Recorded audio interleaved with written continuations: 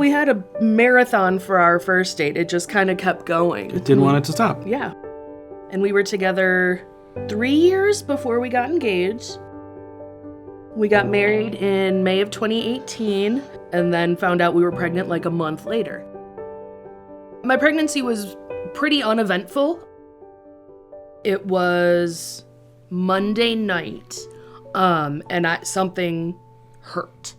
And so I just did a lot of breathing exercises and just like, this is probably fine, it's okay. I decided to go into the office on the Tuesday, and things just felt weird. I was in a meeting, and I was like, I gotta go. Something's wrong. And I called my doctor and just started sobbing on the phone. And they were like, come in at 1. They take in the triage room, and they couldn't find a heartbeat.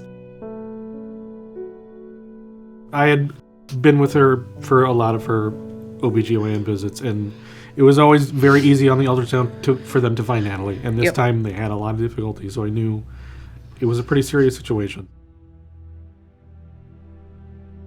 They take her away, and I'm sitting in a room by myself.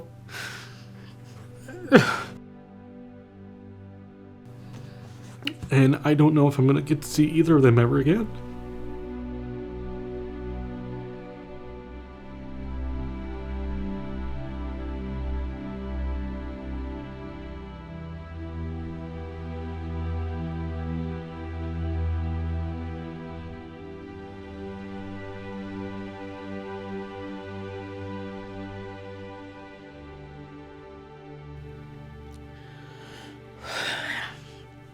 So I just held her all night.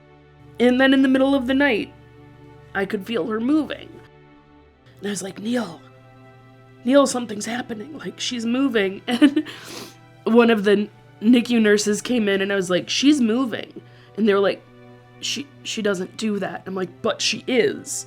And Dr. Landrum came in and said, this is a 180 conversation from what I thought we were going to have. That's when her actual treatment started.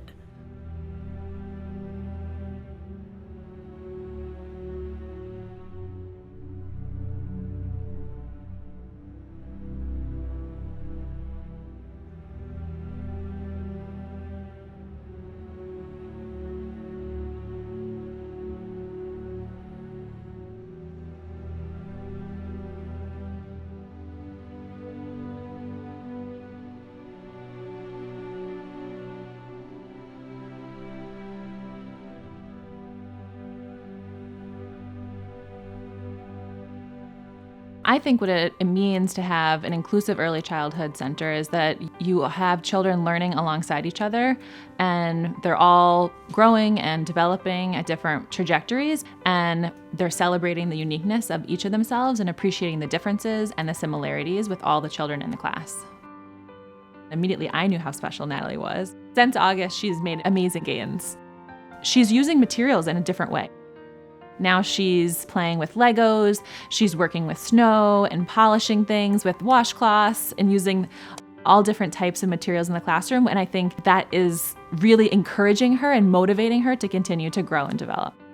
Having all these therapists under one roof, and the resources are available, having an inclusion specialist, having your OT available, having a speech therapist available, having children's mental health services available right here under one space makes something really special.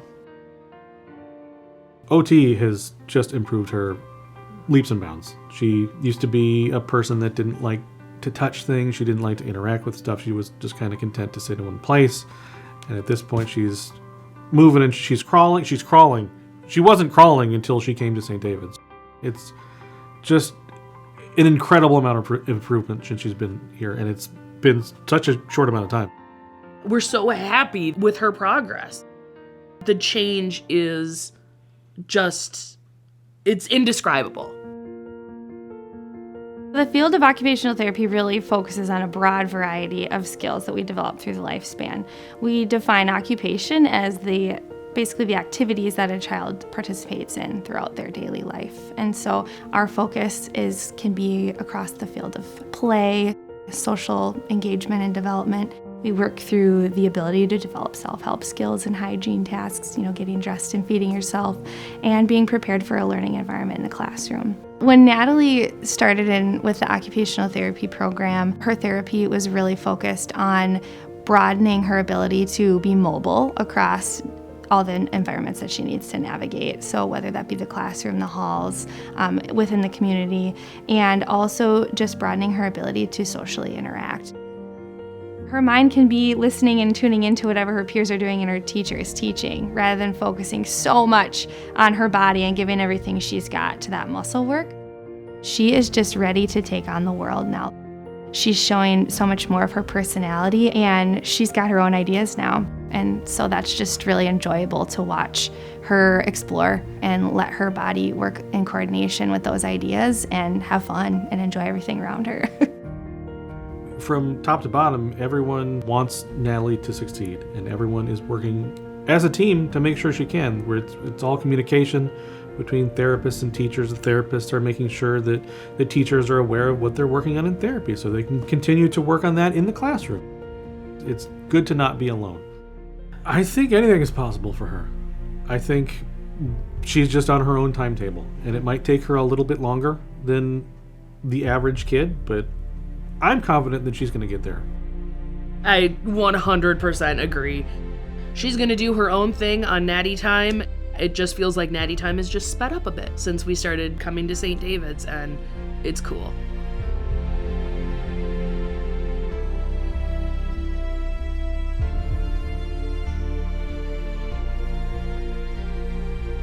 You worry about your kids making friends and fitting in, and every parent has that, but when you have a kid with a disability who isn't great at communicating, who, historically has preferred to just sit and watch other kids play than to join in herself, to see her being an integral, essential part of the classroom. And that's because of the way that St. David's is set up. It makes me realize that so much more is possible than I had even thought of.